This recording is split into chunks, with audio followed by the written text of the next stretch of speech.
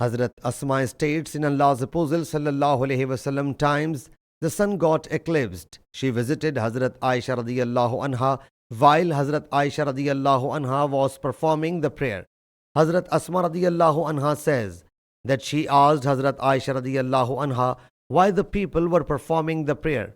Hazrat Aisha radiyallahu anha whereupon beckoned towards the sky with her head. I asked, is it any sign? Hazrat Aisha radiyallahu anha said, yes.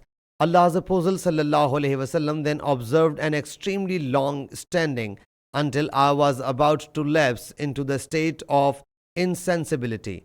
I thereupon took water from the water skin and started pouring it on my face or head. Hazrat Asma radiyallahu anha says Allah's Apostle sallallahu alaihi wasallam finished the prayer while the sun had become bright.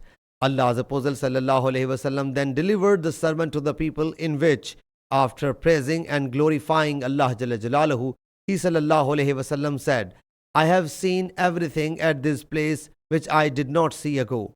Even I have seen paradise and hell. It has been revealed to me. Soon in the graves you will undergo a trial similar to that of Dajjal times. Every one of you will be brought and asked, what do you know about this person?